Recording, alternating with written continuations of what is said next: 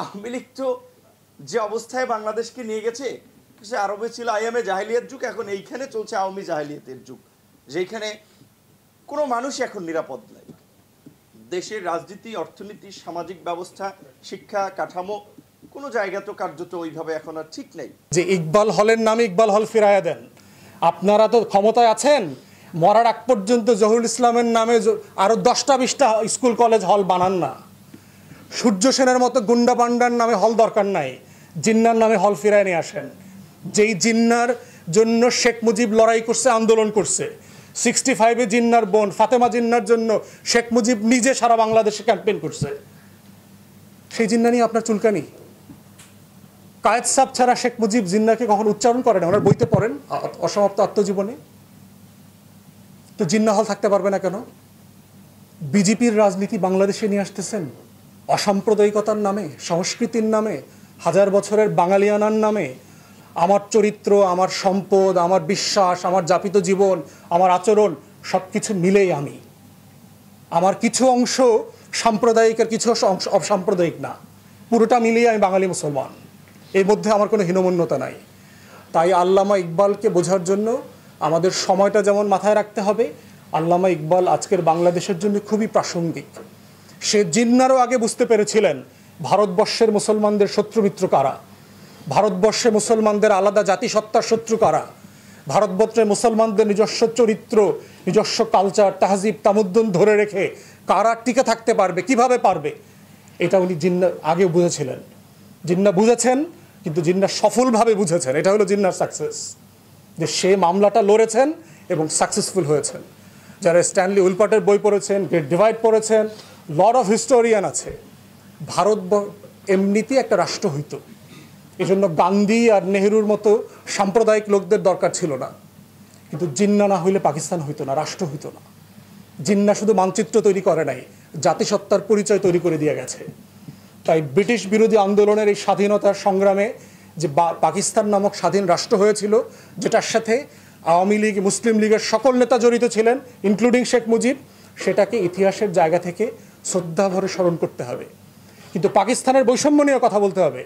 একটাকে দিয়ে আরেকটা বাতিল করা হয় না।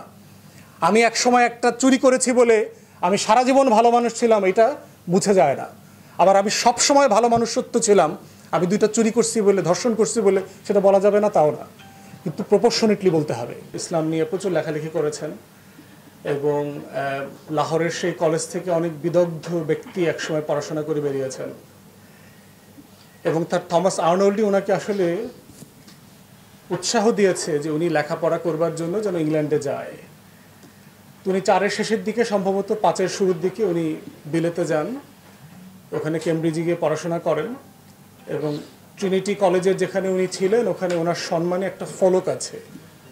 আমি নিজে যখন কেমব্রিজে গিয়েছি একাধিকবার, আমি দেখেছি আল্লামা ইকবালকে তারা যে কতটা সম্মান শ্রদ্ধা করেন। এবং তিনি ওখানে বারেটলা করেন পরের বছর, এবং এর পরের বছর জার্মানিতে গিয়ে উনি পিএইচডি করেন।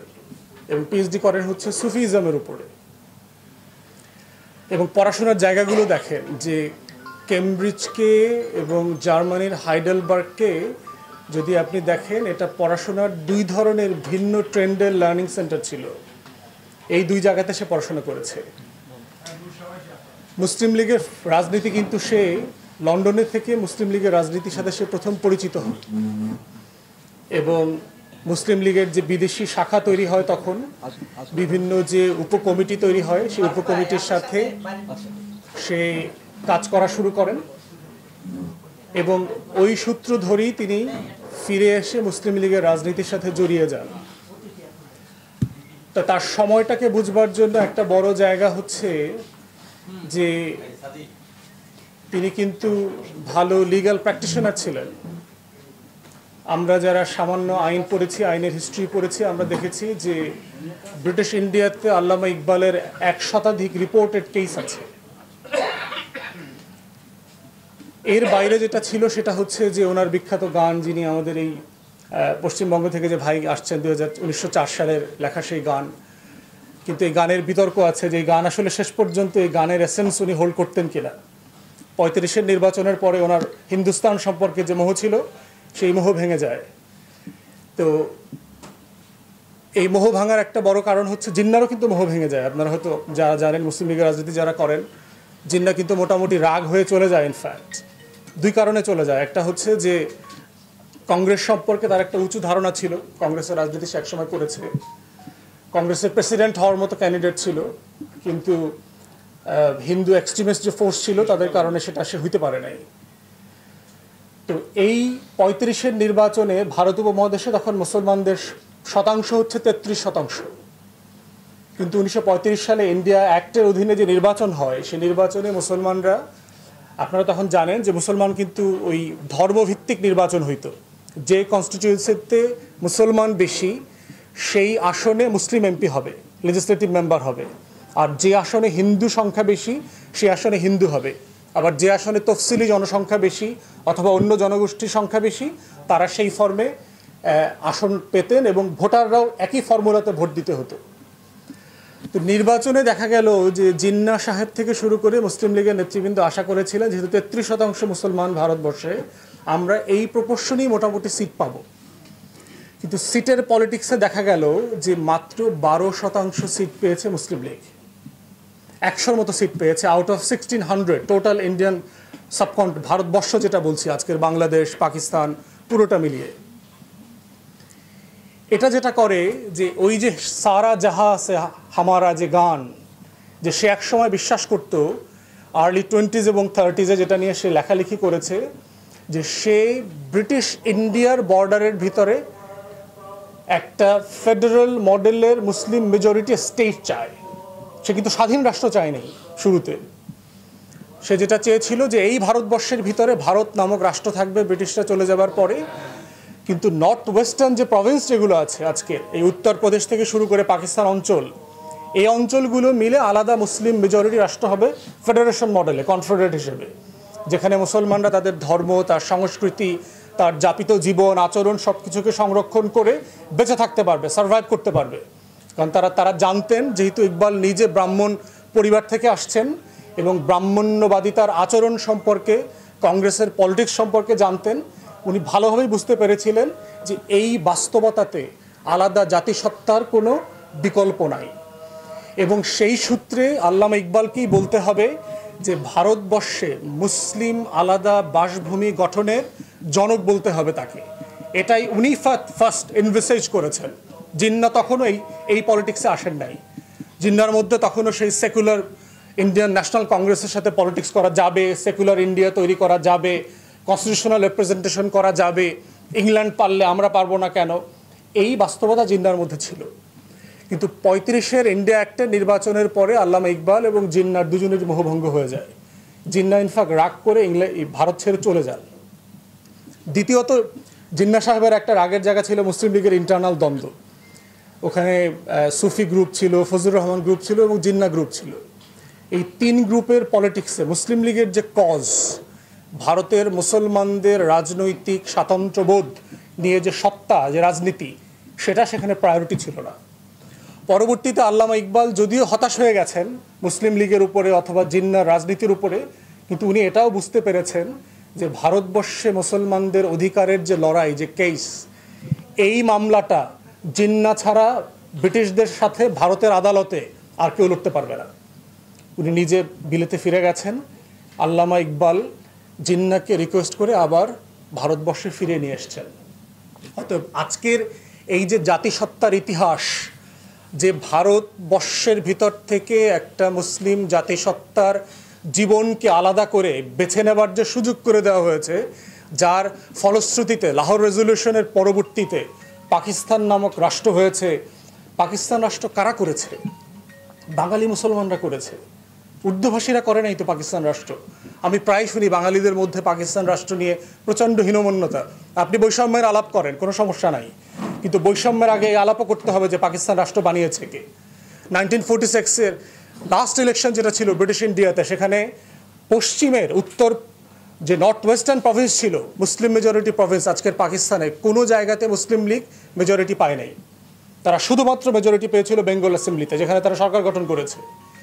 অতএব বাঙালি মুসলমানদের লড়াই ছিল পাকিস্তান, কারণ তারা ব্রিটিশ কলোনির শুরু থেকে এটার এক্সপিরিয়েন্স করেছে 1757 থেকে ফার্স্ট কলোনি, ইউরোপিয়ান কলোনি দেখতে হবে। প্রথম ফার্স্ট ব্রিটিশ এবং ইউরোপিয়ান কলোনি শুরু হয় বেঙ্গল থেকে। অতএব বাঙালি মুসলমান বুঝছে যে কলোনি কি জিনিস। ব্রিটিশ মুসলমান বুঝতে পেরেছে যে 1793 সালের পর থেকে বাঙালি মুসলমানরা যে চিরস্থায়ী বন্দোবস্ত কি জিনিস। অতএব যে 2 টিয়ার কলোনাইজেশনের যে জাতাকল, হোয়াইট ইউরোপিয়ান ব্রিটিশ কলোনিয়ালিস্ট এবং সেকেন্ড টিয়ারে হিন্দু ব্রাহ্মণ জমিনদারদের যে জুলুম এবং অত্যাচার, এটা বাঙালি মুসলমানরা বুঝছে বলেই তারা পাকিস্তান লড়াই করেছে। এবং হিন্দুরাও করেছে, নিম্নবর্ণের হিন্দুরা একসাথে মিলে করেছে। যারা তফসিলি সম্প্রদায় ছিল, জঙ্গের মণ্ডলের গোষ্ঠী যারা ছিল, সবাই মিলে এই লড়াইটা করেছে। অতএব এই লড়াইয়ের জনক হচ্ছে আল্লামা ইকবাল। আজকে দুঃখজনকভাবে সত্য যেটা বলেছে যে শুধু পশ্চিম বাংলায় সে হারিয়ে গেছে তা না, যে কারণে পশ্চিম বাংলায় সে হারিয়ে গেছে একই স্কোয়াডের প্লেয়াররা বাংলাদেশও তাকে হারায় দিছে। সে নাই, তাকে নাই করে দিয়েছে। শুধু নাই করে দেয় নাই, দেখেন ঢাকা বিশ্ববিদ্যালয়ে একটা হল ছিল ইকবাল হল, সে পাকিস্তান হওয়ারও 9 বছর আগে মারা গেছে। পাকিস্তানের সাথে আমার যে বিরোধ, বৈষম্য, যুদ্ধ, তার কোনো কিছুর সাথে তো আল্লামা ইকবাল জড়িত ছিলেন না। তিনি এই জুলুম নির্যাতনের কোনো কিছুর সাথে তো অংশীদার ছিলেন না। তাহলে 71 সালে দেশ স্বাধীন হইলে ইকবাল হলের নাম পরিবর্তন করে দিতে হবে কেন? ওয়াই? আপনি আগরতলা ষড়যন্ত্র মামলা, রাষ্ট্রদ্রোহিতার মামলার আসামি সার্জেন্ট জহুরুল হকের নামে হল করেন না? ওটা তো 5ম নাম্বার হল ছিল, তারপরে তো আরও 10টা-15টা হল হয়েছে ঢাকা বিশ্ববিদ্যালয়ে, আরও বিভিন্ন ইউনিভার্সিটিতে। আপনি করতেন জহুরুল ইসলামের নামে, আমাদের তো আপত্তি ছিল না। কিন্তু ইকবাল হলটা সরাইতে হবে কেন? ইকবালের গা থেকে ইসলামের গন্ধ লাগে? ইসলামের মানে লাগে, মানে গার্বেজের মতো মনে হয়? অতএব এই যে আমরা বারবার যেটা বলছি যে আজকের রাষ্ট্রসত্তার যে সংকট, জাতীয় শত্রু মৃত্যু নির্ধারণের সংকট, এই জায়গাতে এসে আমাদেরকে বুঝতে হবে যে বাংলাদেশ রাষ্ট্রের আজকের এই সংকটটা ঐতিহাসিক। এই ঐতিহাসিক সংকটের সূত্রে ইতিহাসের নায়কদেরকেও চিনতে হবে, খলনায়কদেরকেও চিনতে হবে। পলাশির জায়গা থেকে শুরু করে আল্লামা ইকবাল হচ্ছে আমাদের সেই নায়কদের একজন, এবং তার এত পরিচয়, এত যোগ্য, জিন্নাহ এবং ইকবালের মতো 2টা যোগ্য নেতা পুরো ভারতবর্ষে ওই শতাব্দীতে আর জন্মায় নাই। এই জন্য দেখবেন তাদের বিরুদ্ধে যত কুৎসা, মিথ্যাচার, দ্বিজাতি তত্ত্বের জনক নাকি জিন্নাহ। সাভারকর কোথায়? হিন্দু রাষ্ট্রের কথা কে বলেছে প্রথম? আন্দামান দ্বীপপুঞ্জে ওই নিকোবরে জেলখানায় বৈশা ব্রিটিশদের দালালি করে করে এই হিন্দু জাতির তত্ত্ব লিখছে কারা? কখন লিখছে 2 জাতির কথা? দ্বিজাতি তত্ত্বর কথা যেটা বলা হয় যে ধর্মের ভিত্তিতে দেশ ভাগ করতে হবে, করা উচিত, সেই সংজ্ঞা দিয়েছে হিন্দুত্ববাদীরা। আজকে সেই হিন্দুত্ববাদীদের নামে হল আছে, সূর্য সেন হল, প্রীতিলতা হল, ক্ষুদিরামের দেখবেন প্রচার প্রসার। একটা আপাদমস্তক আজকে যে কারণে আমরা বিজেপিকে অপছন্দ করি, ঠিক একই কারণে এই সাম্প্রদায়িক হিন্দুত্ববাদী যারা সন্ত্রাসী সংগঠন চালাইতো তাদেরকে বাংলাদেশে আজকে নেতা করা হয়েছে। যে কালী মন্দিরে গিয়ে কালী মাতার পূজা করে, বুকেট থেকে রক্ত দিয়ে পূজা করে, শপথ নিয়ে আনন্দমঠের বন্দে মাতরম পড়ে আন্দোলন করছে, সংগ্রাম করছে, সেটা বাঙালি মুসলমানের সাথে যায় কিভাবে? সূর্য সেন আমার নেতা কিভাবে হয়? আমি তো তার মধ্যে তো আমি আমাকে খুঁজে পাই না। অতএব আমার স্বাধীনতার লড়াইয়ের নেতা এবং খলনায়ক সবাই ভিন্ন। অতএব সেই সাম্প্রদায়িক হিন্দুত্ববাদী সন্ত্রাসীদের নামে যদি হল থাকতে পারে, বিভিন্ন প্রতিষ্ঠানের নাম হইতে পারে, ইকবাল হলের নামেও ইকবাল হল ফিরাই দিতে হবে। আজকে দাবি করতেছি